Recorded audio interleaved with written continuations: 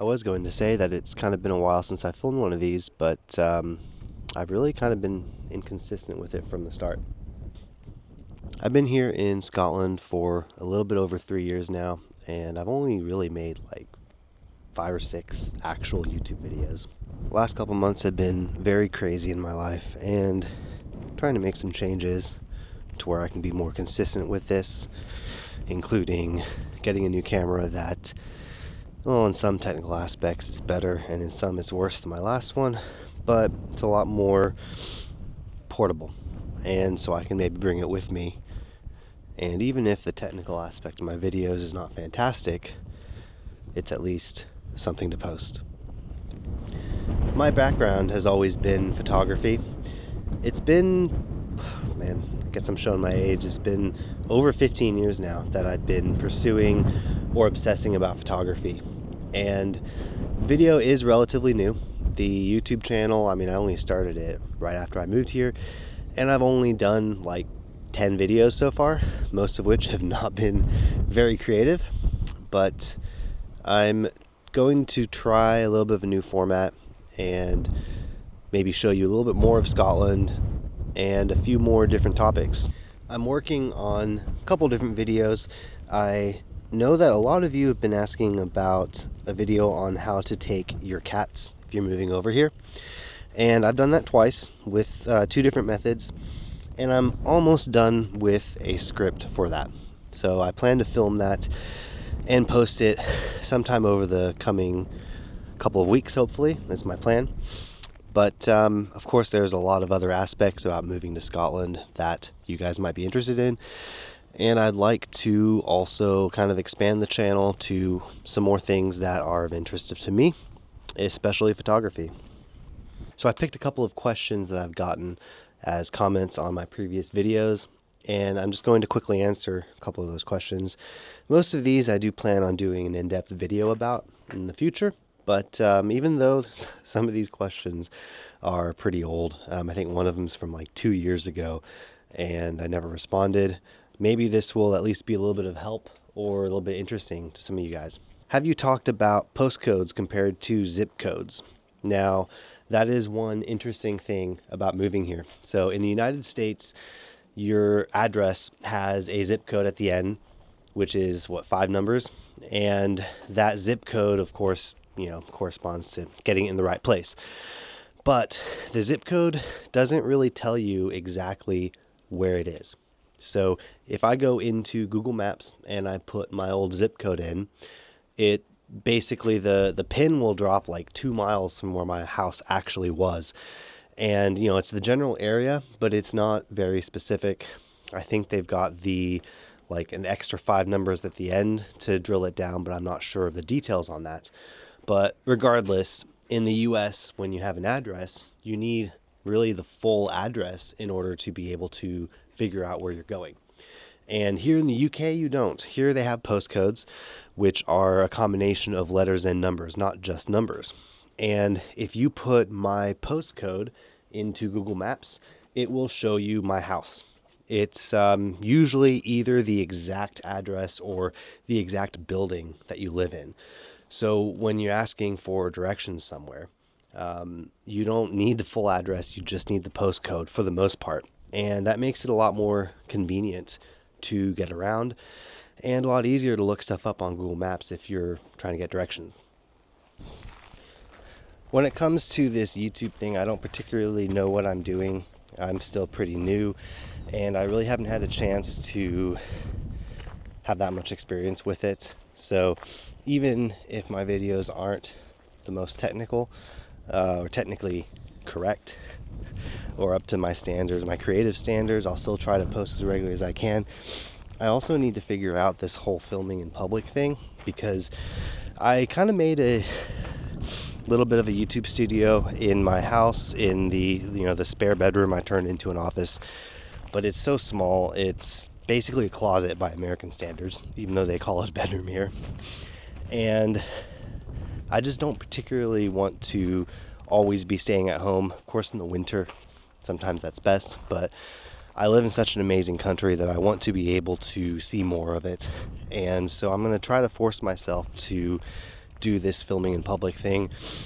Part of that is why I got this camera, the new DJI Osmo Pocket 3.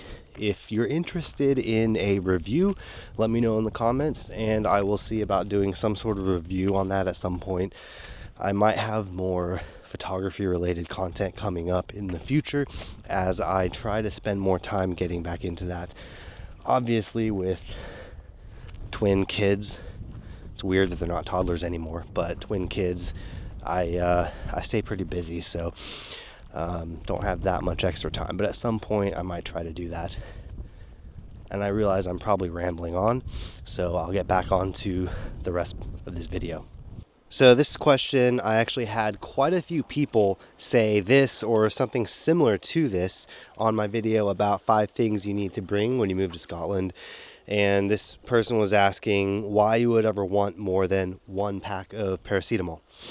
Now, the issue with that is I don't really use paracetamol or ibuprofen or anything like that regularly. I would say maybe once a month I'll have a headache and take 1 or 2 of those. But the issue is, well, for starters, I always forget to buy it when I'm at the store. And the big issue is now that I have kids. And so my twins are 4.5 years old. They are at nursery. And if you have kids, you will know that the second they go to nursery, school, or anything, they bring back the plague every single day. And so they're pretty much constantly sick, and they pretty much constantly get you sick. The problem with that is that here in the UK, and you can argue that it's with good reason, but you can only buy a maximum of 2 items at a time that include paracetamol. So whenever I do my shop, which, I have to do either 1 or 2 grocery shops a week. The problem is when I get their Calpol, which has paracetamol in it, I can only get 2 bottles at a time. Because of their age, their dose is 10 milliliters each time, which means, especially when both of them are sick, which feels like all the time, 1 bottle lasts a day, maybe. And they're just not quite old enough yet to go to the next strongest version, which is a smaller amount of dose. So this is what we have to use. And the problem is then, if I go to the shop weekly and I can only get 2 bottles of paracetamol, that will not last the week if they're sick. So I end up having to go do my shop and then go back, put my groceries back in the car, run back inside, grab another 2 bottles of Calpol, and then take those to the car. And then, if I'm sick, which is half the time they get me sick, then I'll have to run in a 3rd time and maybe get some medicine for me. So the problem with that is, it's not the end of the world, but it is very inconvenient if you have to go do your grocery shop and then you have to just run in and out of the store 2 or 3 times just to get 2 more bottles of Calpol or a couple of things of paracetamol, etc. So that is the big reason for me why I would like to have the big bottles where I just don't have to go buy it as often. This user asked about moving our belongings, like our car, over here. And long story short is you don't want to move anything. We had I think it was 5 checked luggages and 8 carry-ons between all of us. And so the move itself was incredibly hard, which it will be regardless. But then as far as shipping stuff over for later, we had 1 pallet that we booked through a company called U-Pack We Ship. And we had them ship it almost a year after we moved here. And we only put basically sentimental items on that pallet. Almost anything that you would have in the States is not worth to bring over here. Especially vehicles, unless you have deep pockets and it's a super sentimental vehicle. It's not worth bringing over just because of the cost. And then you have to get it legal to drive on the road here and insured and all of that. And it's just not worth it, especially when cars here are so much cheaper than in the States. This user asked about how I'm finding the weather here in Scotland. and it is absolutely fantastic. So in Oklahoma, where I grew up, summers were incredibly hot, and winters were a mixture of incredibly cold and incredibly lukewarm. So summers would be quite often 100 plus degrees Fahrenheit, 110. So I think that's about 38 to 40 degrees Celsius. I'm doing pretty good with metric, but when it comes to temperature, I'm still not that great with the conversions. But anyway, so summers in Oklahoma are super, super hot and muggy. You have to have air conditioner in the US, or at least in Oklahoma, running nonstop. But even with the air con running nonstop in Oklahoma, you're still pretty much always going to be sweating nonstop. And in the winters, it'll just go back and forth so quickly. I remember one time back in 2007, and this was more extreme than what it normally is. But there was one day where in the morning it was about 85 degrees Fahrenheit, and in the evening it was about 20 degrees Fahrenheit, and we got about 3 inches, 2.5 to 3 inches of sleet overnight. It shut the city down. We lost power for like 2 weeks. And while that is more extreme than what it is every year, it's still flip-flops between very cold and lukewarm in the winters in Oklahoma. It's very hard to know whether you need to wear a jacket or shorts and flip-flops. Whereas here in Scotland, it is quite a bit more temperate. Summers don't get nearly as hot, and winters don't get nearly as cold as Oklahoma, and you kind of know a lot more what to expect. Summers can get rough for a couple weeks here because you don't really have air conditioning. I have a kind of like a window unit that I got, and I'll turn that on maybe 1 or 2 weeks in the summer, but I don't actually have to have it. It's just kind of a comfort thing. And winters, it's usually, I would say where I live, it's fairly often close to freezing, but it doesn't go below freezing very often. Of course, the wind is always the worst part about it.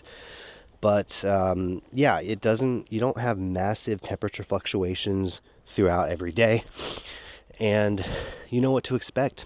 So like today, it's starting to be spring here in Scotland, or feel like it. And I don't really, now that I'm down here by the water where there's a lot more wind, I'm wearing a light jacket, but my kids didn't wear jackets to school today. And I know that, tonight it'll dip down a little bit cooler, but I'm not going to need a heavy winter coat in 5 hours like I might in Oklahoma. So that is really, really nice. Especially since I don't particularly like the cold, but I hate the heat in the summer. The weather is fantastic. Summers here are absolutely amazing. Where I live in the summer, it doesn't really get dark till about midnight. I would say sunset is technically earlier than that, but when it gets close to the middle of June, sometimes it'll be like 12:30 in the morning, and you can still kind of see just a tiny bit of light in the horizon.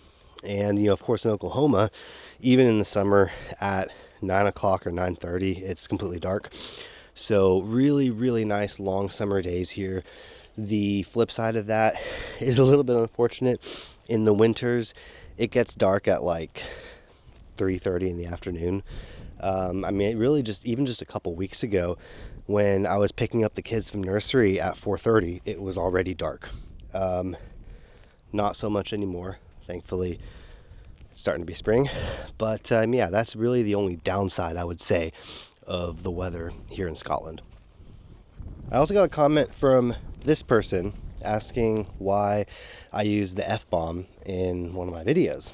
And this is one of the things that I love about Scotland, and I think really the rest of the world in general, is that they're nowhere near as conservative as the United States, or at least the part of the United States that I lived. I use lots of profanities in my daily life, and so do Scots. I think Scots are definitely probably on the more extreme end, by an American point of view at least, of using profanity. And yeah, that's just your everyday vocabulary. Here in the UK, actually, the C word is actually a term of endearment, or it can be, depending on how you use it. And I try to tone back the profanity on YouTube, mainly because it is an American company, and I don't want them to shadow ban my account. I still need to kind of do some more research and figure out how they handle that, if I need to just bleep it out or what. But if you are offended by profanity, then coming to Scotland or the UK in general is probably not going to be the best experience for you. I'm just saying. Anyway, with that being said, thank you so much for watching, and I will see you next time.